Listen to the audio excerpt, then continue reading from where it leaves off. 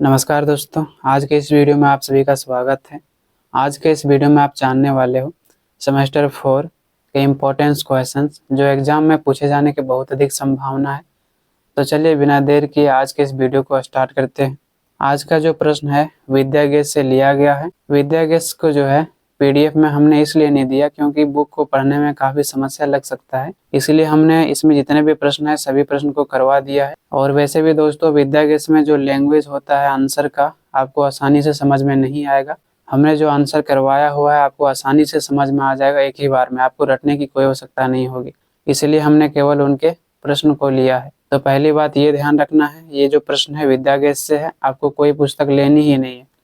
दूसरी बात ये ध्यान रखना है ये सेमेस्टर 4 के लिए है जिसका सेशन 22 से 26 चल रहा है अभी। इसके अलावा ये जो है मेजर पेपर 7 का है। इससे पहले हमने मेजर पेपर 6 का जो है जितने भी वीवीआई प्रश्न था सभी प्रश्न को बताया है। जो विद्या गेस में प्रश्न दिया हुआ है उन्हीं प्रश्नों में कौन सा वीवीआई प्रश्न है उनको बताया हुआ है। तो आपने अगर नहीं देखा है तो डिस्क्रिप्शन में जो है उस वीडियो का लिंक दिया हुआ है, या तो वीडियो के अंत में जो है आपको मेजर पेपर 6 का वीडियो मिल जाएगा। पहला जो प्रश्न है वो है भारत में राष्ट्रवाद के उदय के कारणों का वर्णन करें। ये प्रश्न है वीवीआई प्रश्न है और ये प्रश्न आपको करके ही जाना है, पूछे जाने की संभावना है। भारत में राष्ट्रवाद के उदय के कारण क्या था इसके बारे में आपको पूछा गया है। तो भारत में राष्ट्रवाद के उदय के एक कारण नहीं थे दोस्तों, बहुत सारे कारण थे, जैसे कि राजनीतिक कारण, सामाजिक कारण, आर्थिक कारण और सांस्कृतिक कारण। इन सभी कारणों से जो है भारत में राष्ट्रवाद का उदय हुआ। इसका आंसर मैं आपको बताऊंगा तो काफी वीडियो लंबा हो जाएगा, इसीलिए मैं आपको थोड़ा सा इसका जो है बैकग्राउंड क्या है मैं समझाते चलता हूँ।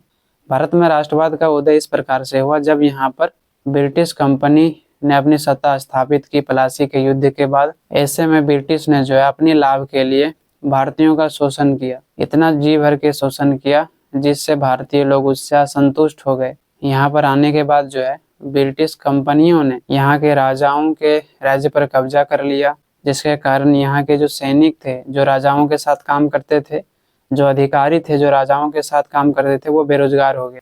दूसरी बात ये है कि यहाँ पर जितने भी किसान थे उनसे अधिक मात्रा में टैक्स लिया जाता था, उनसे इतना ज़्यादा टैक्स लिया जाता था कि किसान जो है कर्ज में ही डूबा रहता था। बहुत सारे किसान आत्महत्या कर लेते थे, इतना ज़्यादा अत्याचार इन लोगों ने किया था। इसके अलावा दोस्तों सामाजिक और सांस्कृतिक कारण इस प्रकार से था, भारत में आने के बाद इन्होंने धर्म के क्षेत्रों में भी हस्तक्षेप किया। यहाँ पर हिंदुओं और मुसलमानों को लड़ाया गया, फूट डालो और शासन करो की नीति को अपनाया। यही कारण है कि आगे चलकर जो है भारत से अलग पाकिस्तान का निर्माण होता है, ये अंग्रेजों का ही देन है दोस्तों। तो इस प्रकार से सांस्कृतिक और सामाजिक कारण था। तो इसमें राजनीतिक, सामाजिक, आर्थिक, सांस्कृतिक कारण थे जिसके कारण भारत में राष्ट्रवाद का उदय हुआ था। उसके बाद दूसरा जो है वो है भारतीय राष्ट्रीय कांग्रेस के पूर्व के राजनीतिक संस्थाओं का वर्णन करें। यानी जब भारत में कांग्रेस की स्थापना नहीं हुई थी उससे पहले भारत की राजनीतिक संस्थाएं जो स्थापित हुई थी, कौन सी संस्थाएं स्थापित हुई थी, उनकी जो है विशेषताएं क्या थी, इसके बारे में आपको पूछा गया है। ये इतना ज्यादा महत्वपूर्ण प्रश्न नहीं है दोस्तों। तीसरा जो क्वेश्चन है वो है उन कारणों का वर्णन करें जिसके कारण भारतीय राष्ट्रीय कांग्रेस का जन्म हुआ था। ये जो है वीवीआई क्वेश्चन है दोस्तों, ये आपको हर हालत में करके जाना है। ये प्रश्न जो है बार बार रिपीट होता है एग्जाम में कि उन कारणों का वर्णन करें जिसके कारण जो है भारतीय राष्ट्रीय कांग्रेस का जन्म हुआ। भारतीय राष्ट्रीय कांग्रेस का जन्म कैसे हुआ तो मैं आपको थोड़ा सा बता देता हूँ। पहले जो है भारत में अलग अलग संस्थाएं थी, जो छोटी छोटी संस्थाएं थी, लेकिन 1885 में जो है एव हुरुम द्वारा भारतीय राष्ट्रीय कांग्रेस की स्थापना की गई थी। क्यों की गई थी? इसलिए की गई थी ताकि इसमें जो है कुछ भारतीयों को शामिल किया जाएगा। तो ऐसे में जो ब्रिटिश शासन के खिलाफ भारतीय लोगों का असंतोष है वो असंतोष नहीं रहेगा। भारतीय लोग सोचेंगे कि इसमें भारतीय नेता भी तो हैं, वही तो इस कानून व्यवस्था को भी बनाने में सहयोग कर रहे हैं। इसीलिए जो है जो आक्रोश है, जो असंतोष है, वो असंतोष हट जाएगा भारतीयों का। जो भारतीयों का विचारधारा है उन विचारधाराओं के बारे में हम समझ पाएंगे कि भारतीयों का क्या प्लान है। तो इस प्रकार से सेफ्टी बल्ब के रूप में जो है भारतीय राष्ट्रीय कांग्रेस की स्थापना एव हुरुम ने किया था, ताकि भारतीय राजनेताओं के गतिविधियों के बारे में पता लगा सके आसानी से। और इस प्रकार से भारत में जो है ब्रिटिश का सत्ता हमेशा स्थापित रहेगा। तो इस प्रकार से भारतीय राष्ट्रीय कांग्रेस का जन्म हुआ 1885 में। उसके बाद है दोस्तों, उदारवादियों के तरीके एवं प्रोग्रामों का परीक्षण करें। ये प्रश्न जो है VVI है, ये प्रश्न आपको करके ही जाना है।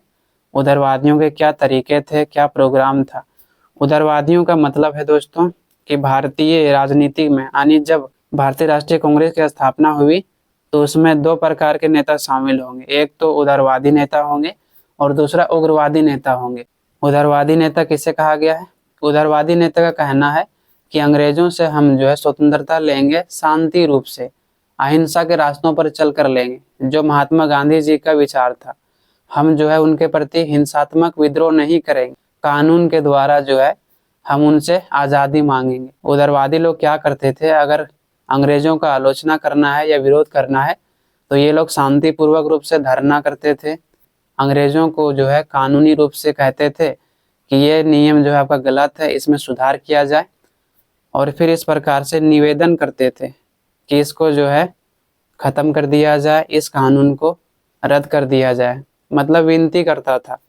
तो उसे उदारवादी कहा गया, जो हिंसात्मक विद्रोह पर जो है बल ना देकर कानून व्यवस्था पर बल देता था, अहिंसा के रास्तों पर चलने पर बल देता था। दूसरा इसमें वो होगा जो उग्रवादी नेता होगा। उग्रवादी नेता का मतलब है जिनका कहना था कि हम ब्रिटिश के सामने भीख नहीं मांगेंगे, हाथ क्यों फैलाएं उसके सामने, ये देश हमारा है, और ऐसे में हम उसके साथ हाथ फैलाने जाएं कि इस कानून को रद्द कर दो, इस कानून में सुधार करो, ये हमें अधिकार दो। हम जो है अपना अधिकार हिंसात्मक रूप से लेंगे, यानी हम उसके खिलाफ जो है हिंसा के रूप में क्रांति करेंगे और क्रांति के द्वारा ही हमें हमारा अधिकार मिलेगा। तो इस प्रकार से हमने बिल्कुल आसान शब्दों में इस प्रश्न को करवाया हुआ है दोस्तों, जो आपको डिस्क्रिप्शन में सारा वीडियो मिल जाएगा, या तो फिर आप जो है टेलीग्राम को ज्वाइन कर सकते हो। वहाँ पर जितने भी सब्जेक्ट हैं, चाहे हिस्ट्री हो, पॉलिटिकल हो, सोशोलॉजी हो, हिंदी हो, सभी सब्जेक्ट का जो है वीडियो वहाँ पर मिल जाएगा आपको। आप किसी भी ऑनर्स से हो वहाँ पर आसानी से पढ़ सकते हो। पांचवा जो प्रश्न है वो है, बंगाल विभाजन के कारण एवं प्रभावों की विवेचना करें।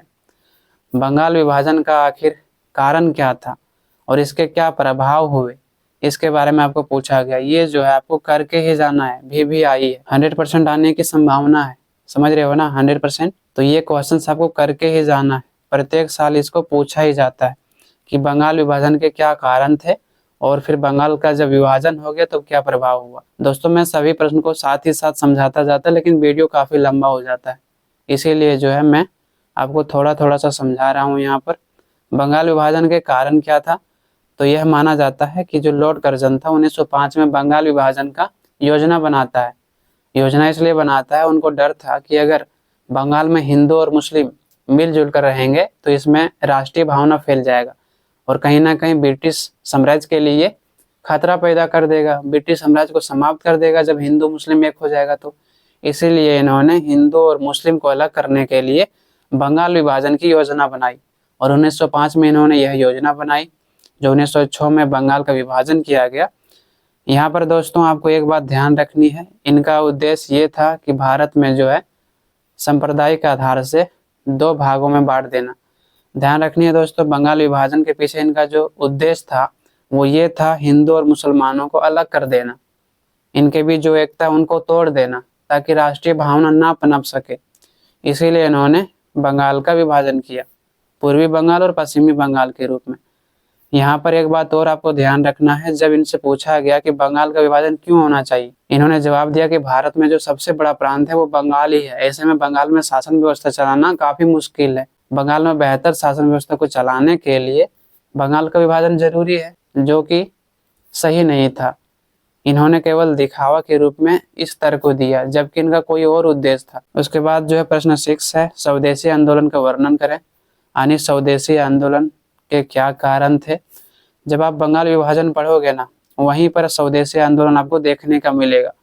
स्वदेशी आंदोलन क्यों हुआ? स्वदेशी आंदोलन इसलिए हुआ कि यहाँ पर जो है जब अंग्रेजों ने बंगाल का विभाजन कर दिया तो भारतीयों ने कहा कि हम विदेशी वस्तुओं का बहिष्कार करेंगे। इसी दौरान जो है विदेशी वस्तुओं का बहिष्कार किया गया, चाहे स्कूल हो, कॉलेज हो, वस्तु हो, सभी चीज़ों का बहिष्कार किया गया और स्वदेशी आंदोलन चलाया गया। यानी जो हमारे भारत में हस्तशिल्प उद्योग थे, यानी हाथों से जो कपड़े बुने जाते थे, जो काम किए जाते थे, उनसे वस्तुएं निर्मित की जाती थी, उन वस्तुओं का हम उपयोग करेंगे और जितने भी विदेशी वस्तुएं हैं सभी को जो है बहिष्कार कर देंगे। तो यहाँ पर वस्तुएं, कॉलेज, स्कूल, सभी चीज़ों का बहिष्कार किया गया। इस पर भी हमने डिटेल्स में वीडियो बनाया है, तो आप आसानी से यहाँ पर समझ सकते हो। उसके बाद जो है 7वां प्रश्न है, क्रांतिकारी आंदोलन के विकास का मूल्यांकन करें। क्रांतिकारी आंदोलन के क्या कारण थे और इनका विकास कैसे हुआ, इसके बारे में आपको पूछा गया है। दोस्तों, ये जो स्वदेशी आंदोलन है, ये अगर आपको पूछा जाएगा तो 5 मार्क्स में पूछा जा सकता है। 7वां जो प्रश्न है उतना ज़्यादा इम्पोर्टेंट नहीं है, लेकिन हाँ 50% चांस है कि इसको भी पूछा जा सकता है, तो अब इसे करके ही जाओ।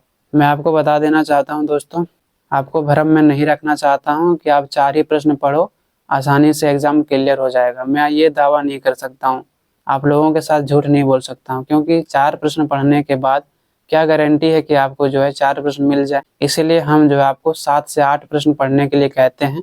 आप अगर 8 प्रश्न को पढ़ के जाओगे तो ये चांस है कि आपका कोई भी क्वेश्चंस नहीं छूटेगा, आप आसानी से पास कर लोगे। इसमें जो है आपको 9 प्रश्न पूछे गए हैं, जिनमें से आपको 8 प्रश्न करने ही करने हैं, जो सभी इम्पोर्टेंट है। उसके बाद 9 का है, गृह शासन आंदोलन पर एक निबंध लिखें। यानी गृह शासन आंदोलन क्या था? गृह शासन का मतलब है होम रूल आंदोलन क्या था दोस्तों? होम रूल आंदोलन कब चलाया गया था, क्यों चलाया गया था, इस पर हम बहुत जल्द आपके लिए वीडियो लेकर आ रहे हैं। तो इसमें हमने जो है अधिकतर प्रश्नों पर वीडियो बना दिया है, जो आपको डिस्क्रिप्शन में सभी वीडियो का लिंक मिल जाएगा, या तो कमेंट बॉक्स में जो है आपको इसका प्लेलिस्ट मिल जाएगा, वहाँ पर जाके आप देख सकते हो। सबसे ज़्यादा आपके लिए बेनिफिट होगा, आप टेलीग्राम को ज्वाइन कर लीजिए, वहाँ पर जो है सभी सब्जेक्ट का वीडियो मिलता रहेगा। तो आप जैसे ही टेलीग्राम में घुसोगे, सबसे ऊपर में आप देखोगे आपका जो सब्जेक्ट है उस कैटेगरी में आपको चले जाना है, या तो नीचे भी जो है सारा वीडियो आपको मिल जाएगा। तो वहाँ से जो है आप आसानी से सभी वीडियो को देख सकते हो। हालांकि आपको अगर ये सभी वीडियो देखना है तो यहाँ पर जो सामने दिख रहा है प्लेलिस्ट, वहाँ पर क्लिक कर सकते हो। इस प्रकार से यहाँ पर समाप्त होता है दोस्तों। आपको इस वीडियो से कुछ ना कुछ बेनिफिट जरूर मिली होगी। आप अगर मेजर पेपर 8 का सभी VVI प्रश्न को जानना चाहते हो तो कमेंट करें, बहुत जल्द हम आपके लिए मेजर पेपर 8 का जो है VVI प्रश्न को लेकर आने वाले हैं। आज के लिए इतना ही, आप लोगों से बहुत जल्द मिलते हैं नेक्स्ट वीडियो में। धन्यवाद।